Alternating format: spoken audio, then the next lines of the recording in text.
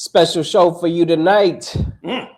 We have for you artist, producer, engineer, Come on, performing live since the tender years of 10 years old. Yes.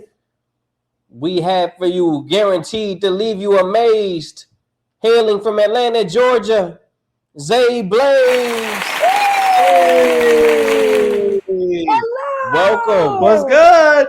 What's going on, you guys? Yeah. Thank you for being here. Yeah, Thank man. you. Am I heard well? Can y'all hear me? We can hear you. We can hear you. Cool. What's going on, you guys? Oh, you might be a little low. I think The closer you are to the screen, Look, the better it sounds. Cool. Let's pull this a little bit closer. All right, can you hear me a little bit better? There we go. Yeah. That's the sweet spot. For sure. All right, cool, Yeah. cool. Nice to have I like the purple beads. Thank you. I'm really trying to do up the purple thing right now. Yeah. Okay. Yeah, I found the purple hearts not too long ago, so we've been rocking with those, and I've been. Okay, yeah. Yeah. You do it. You put them in yourself, or do you have someone a stylist do it? My mom actually. No way. Oh. Yeah, it was actually so- her idea. Little fun story. It was actually her idea to try to, because every album that I drop is a certain color. So Okay. I always try to dress in that color, and Yeah. she was the one that was like, "Hey, you should do purple like in your hair." And she was like, "What if you like would weave purple yarn into your hair?" Yeah. So I do that sometimes, but my new job, they was like, "Nah, we're not having that." So, Hey, you know, hey. they was like, "Purple beads is cool, but yarn, you're not doing it." So So this is the purple album. yes, this is the purple album. All of my friends, everybody that's been following me, listening to my music since like 2018, it's usually like, "Oh yeah, I haven't heard anything since like the green album," or "Oh, my favorite one is the pink album." But now everything is, "Oh yeah, the purple album." So yeah. So what's the theme behind the purple in this album? Like, what makes you? How do you decide the colors? it really just how I'm feeling in that space of time, for real. Because when I first started doing this whole color scheme thing was back in college, and the only thing that sparked it was like I was throwing a album listening party, and I had a big blow up that I had ordered from like Staples or something, and I went to order it, and I was like, "Yeah, I'm picking up an album cover." There's like, "Was it green?" I was like, "Yes." Yes. Like whatever color, like a lot of people have been saying, "Oh, I'm glad you chose purple because it really goes well with your skin tone. It goes well with your vibe. All your outfits, you know, it coordinates a lot better than the other colors." So they're like, "This is your." A lot of people are like, "This is your color. Don't change colors." Yeah. Now, you know what's funny? I laugh because I've changed my hair. Like, well, not that often, but I've had different hair color, like from wigs or different, like dyeing my hair. And I'm like, "Oh, this is the one." And then I switch it to something else, and I'm like, "No, this is the one." Like, you know, and you're like, maybe all these colors just look real good. I don't know. I can't help it. Now, question for you: as far as the color schemes go, do you try to make the vibe of the projects you work on kind of like you know, purple represents like royalty, bold, like different things, and then like blue might be more like sad or this. Like, you try to make them kind of line, or do they not have anything to do with each other? I would absolutely love to be like, "Yes, I chose green because of this. I chose blue because of this."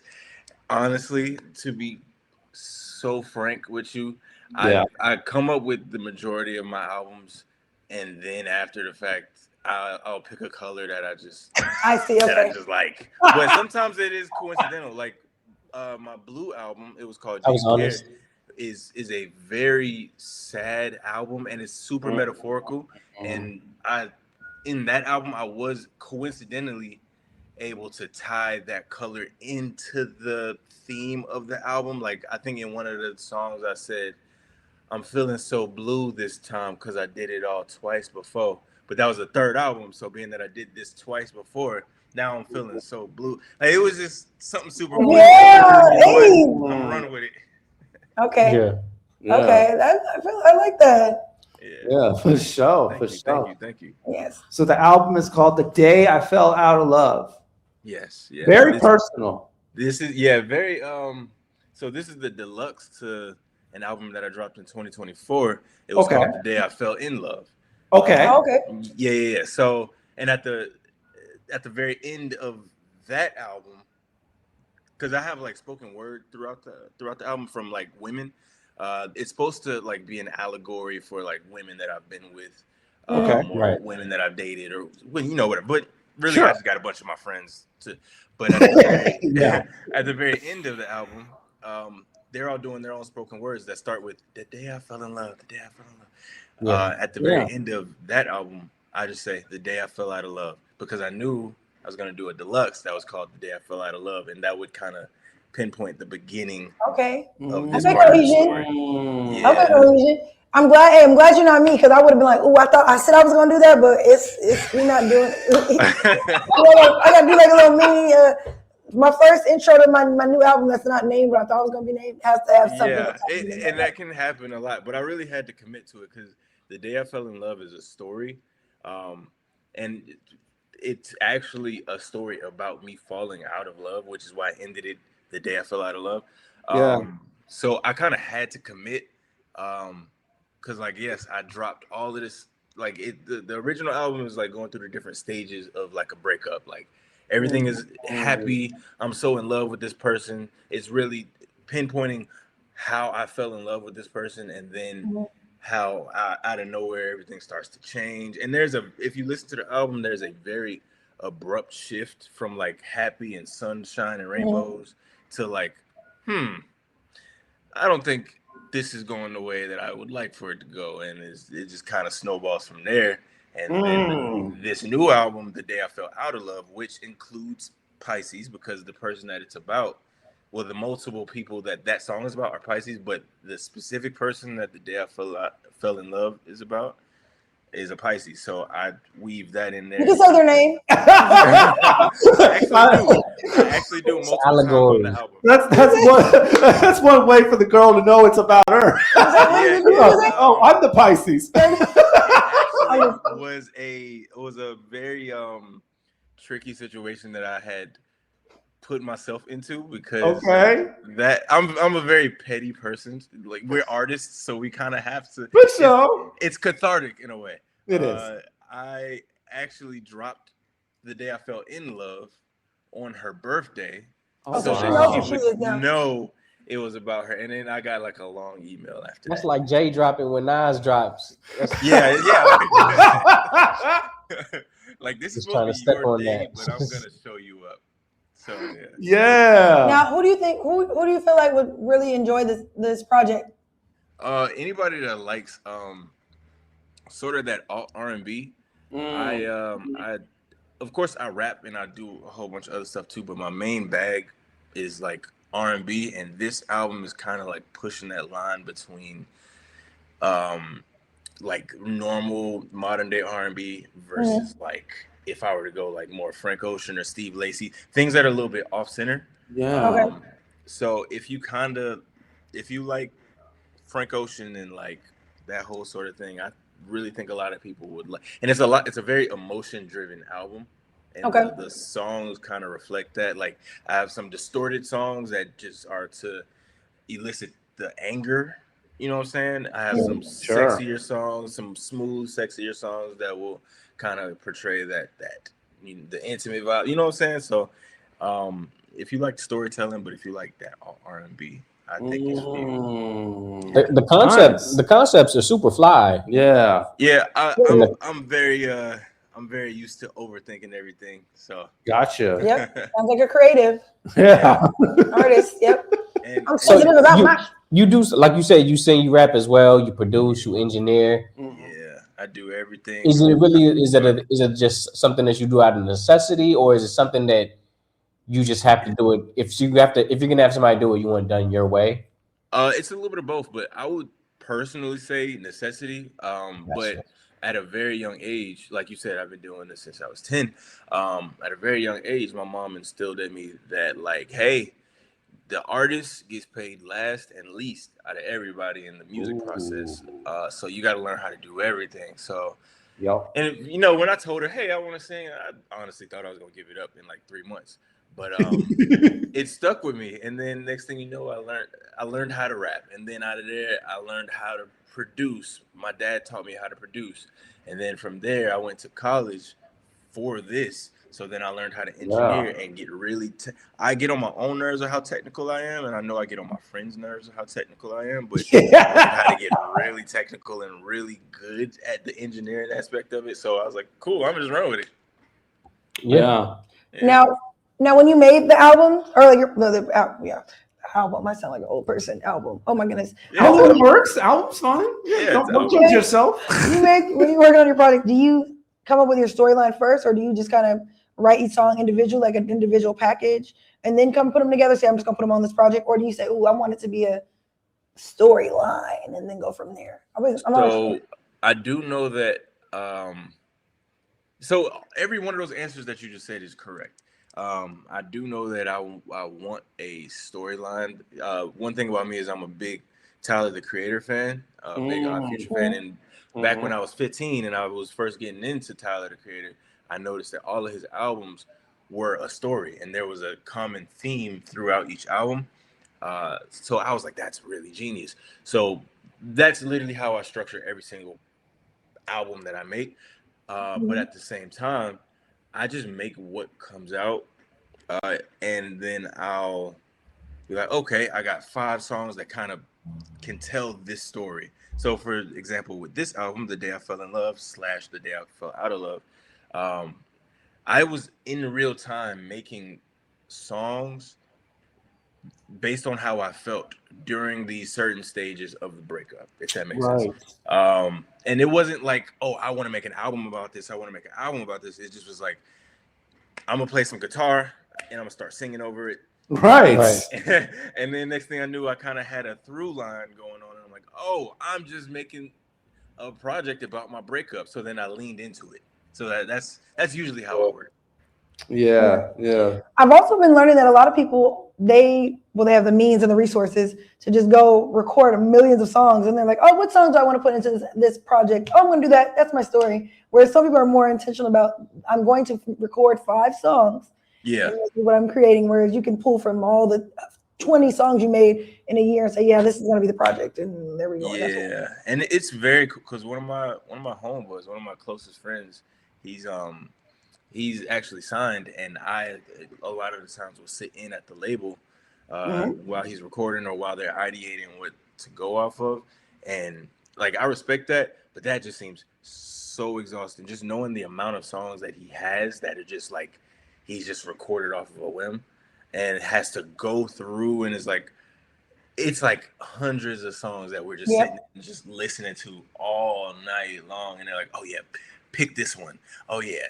Like when they chose my song for his album, because little slight brag, slight pat on my own back. Yeah, get your brag on. I got my first record label placement last year. Actually, this time last year. Yeah. It's my home. We've been cool since college, but he just recently got signed, and this is our first time that he dropped a song that I produced. So I got my first placement, but they were telling me, we were just going through all of these songs, and we knew on the deluxe album it was only going to be three new songs, 3 extra songs added, and we were going through all these songs, all these songs, and we were like, oh, we could put this here, we could put this here, and then they were like, as soon as we clicked on your track, everybody unanimously at the label was like, whatever songs that we thought was going to go in this slot, scrap it. This song is going on the album. Hey, that's what you want to hear. Yay! Congratulations on the placement, man. Yeah. Thank you. Yeah, so it's like I can't imagine having to go through that many songs just to like try to put a little story together. Like, I'm glad that I'll get halfway through it and I'm like, bet this is what I'm gonna hone in on, and then whatever else I make, I'll save for something else. Right. Yeah, for sure. I'm looking at the bio. We only got a little bit of time left with you. What is Hampton Idol? Hampton Idol is, so I went to Hampton University. Okay. Hampton. I forgot that was in my bio. So I went to Hampton University, and during homecoming season, we had our own knockoff American Idol. Okay. It was always a huge event. Hampton Homecoming was always lit every single year. Hell yeah. I gotta shout us out for that. But we had a knockoff American Idol, and they have it divided between singers and rappers. So there's a singer winner and there's a rapper winner, and I won. 2019. I won that year. Okay. For the singing or rapping? For the rapping, which blew my socks off because I was wow. Like, y'all didn't get me for the singing, but okay. That's what's up. That is dope. Yeah. Okay, come on. Did that give you the boost you need to be like, okay, I can do this?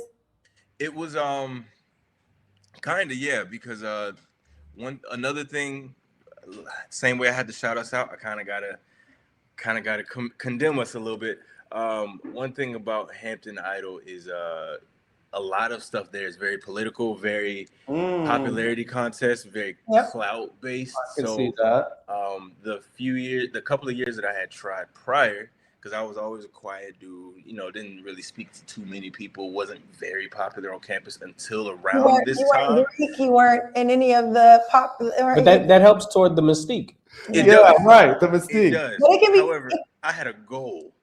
It can be hard because I went to an HBCU for a short time. When you're not in a particular community, the dance crew or the Greeks or the poli-sci organization or anything like that, or you're not, get affiliated. If you're not affiliated, it can be like there's a lot of people that are on the outskirts that are all active, but they're not like in any major big large group. Exactly. If you're bringing 50 to 150 of your frat brothers or sorority sisters or anybody in the group, or your school is like, oh, we know this person. You might be not winning because your 10 friends might come and support you, but everyone else. Right. Exactly how it was. Up like a Lil Wayne mixtape. Like the year before, my homegirl, her name was Nyla. She was super, super cool, super charismatic, super good with the ladies. And I went up against her, and as soon as she just went out on stage, it was like, when I went out, it was like, woo! Yeah. Oh. So winning that next year and seeing the way that the crowd reacted to everything I did, I was like, okay, this is what I got to do. But you know what's going to be funny though? Because this is how it is with most like HBCUs. Mm-hmm. When you take off and you get awards and you everywhere, they're like, Hampton, we knew him in Hampton. Mm-hmm. We knew him. Yeah. That's how it always goes. Oh, Hampton. What was your mascot again? I forgot what Hampton's mascot is. Hampton mascot is a pirate. A pirate. Pirate, yeah. Okay. Pirate Pride, y'all. Yeah. That's the Grammys, y'all. I went to FAMU for a short time. So you yes. get it. You know the vibe. The best HBCU, but we won't get into that discussion. Ham. All right. I know we got limited time with you. So before you go, is there a guest you would suggest would be a good look for the show? A guest that I would suggest, I would say, it's actually my girlfriend, but okay, we'll take it. I actually met her that same homecoming week. She's a singer. And her name is Shaylin. If you want to go to her Instagram, it's SHALYN Destiny. She's one of those small people with a big voice. We're actually working on a project for her. Okay. Someone else that I would suggest, my boy Kai Cash, who's signed to the label. If you reach out to him, get him on the show, I think that would also be a great look. Okay. Yeah. You said this. What was the Instagram? What did he say? What was the Instagram again? So for my girlfriend? Yeah. SHALYN Destiny. And Shaylin Destiny. Shaylin Destiny. And really quick, how would she feel about you making a song about her? I'm pretty sure she would feel like it's an inevitability at this point. Oh yeah. I didn't catch it earlier. Are you a Pisces? No, I'm a Sagittarius. I'm Scorpio. You're a Scorpio Sagittarius. I'm a I thought that's what you You're said. Got you. Yeah, but she's actually a Sagittarius. Her birthday is 8 days after mine. Okay. Yeah. All right. So if you say Sag, it could be about you or it could be about her. Exactly. I see how you played that one. Hide in plain sight. All right. Any final words you have before you bounce? No, I just want to thank y'all so much for having me. I'm glad that I was able to come in and speak a little bit, get my story to y'all. You know what I'm saying? I appreciate y'all reaching out to me. What was that? A month or two ago? Yeah. To play Pisces. That knocked my socks off. So thank y'all so much for y'all's support. Hey, salute, Zay, man. Appreciate you. I know it's late over there. Yeah, man. The talent is undeniable. You're a quintuple threat. You know what I'm saying? Thank you. I definitely appreciate the themes. Keep going with that. Yes. We look forward to hearing more. Thank you so much. And maybe one day you make it up to Seattle. Yeah. I actually have family out there, so who knows? No way. Okay, now you gotta come up here then. I will do my best. Live performance, Fresh Juice exclusive. There you go. Yes. Yay. All right. Zay Blaze. Blaze. Zay Blaze with y'all, man. Definitely, man. Great times with him. We got another hour of entertainment for you to keep it rocking right here on Fresh Juice, including we're bringing back Family Feud. Okay. Of course, we got to do birthdays and show and tell. And, hey, Patron's Battle dropped. We might play a clip from that. So, yeah, lots to come and more getting to know about what's been going on in our lives as well. So keep it locked. Fresh Juice, Rainier Avenue Radio.